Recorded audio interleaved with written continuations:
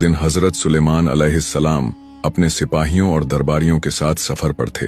हवा में रौनक थी, पक्षी परवाज कर रहे थे, जिन्नात उनके हुक्म पर काम कर रहे थे। उनके ताज की चमक दूर से दिखाई देती थी और लोग उन्हें देखकर अजमत में डूब जाते थे। जहां जहां उनका काफिला गुजरता, लोग अदब से खड़े हो जाते।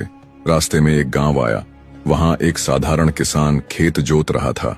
उसने जब दूर से हजरत सुलेमान अलैहिस्सलाम का शानदार काफिला और चमकता हुआ ताज देखा तो मुस्कुराकर सिर हिलाया और अपनी मिट्टी की मेहराब को देखते हुए बोला, सबसे कीमती ताज भी इस मिट्टी की महक को नहीं खरीद सकता।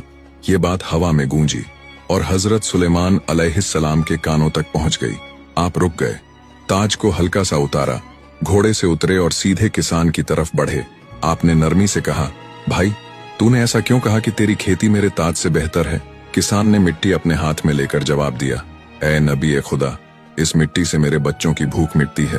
ये मुझे सुकून देता है, पसीने से कमाई हुई रोजी देता है, जबकि ताज चाहे कितना ही चमकदार क्यों ना हो, पेट को रोटी नहीं देता। मैं जब हल चलाता हूँ तो अल्लाह को याद करता हूँ और जब फसल उगती है तो सजदा करता हूँ। मेरे लिए यही ताज से बढ़कर है। ये सुनकर हजरत सुलेमान अलैहिस्सलाम की आंखें नम हो गईं।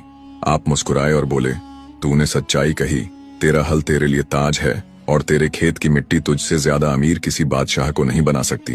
अल्लाह दिल की दौलत देखता है, ताज की चमक नहीं। उसी वक्त आसमान से हल्की हवा चली और फरिश्ते तिलावत करने लगे। हजरत सुलेमान अलैहिस्सलाम ने अपने दरबारियों की तरफ मुड़कर कहा, सीख लो, दौलत और ताकत का मान मिट्टी और मेहनत से कम है। अल्लाह के नजदीक वो हाथ सबसे कीमती हैं जो मेहनत से हल चलाते हैं और हर निवाले में उसका शुक्र अदा करते हैं। किसान की आंखों में आंसू आ गए। उसने कहा, ऐ नबी, आज मेरी जिंदगी की सबसे बड़ी दौलत यही है कि आपने मुझे अपनी नसीहत से नवाजा। हजरत सुलेमान अलैहिस्सलाम ने उसे दुआ दी और फिर काफिला आगे बढ़ा। मगर किसान के दिल में उस दिन से ये सुकून बैठ गया कि उसकी मेहनत का हर कतरा जन्नत के खेतों में बोया जा रहा है।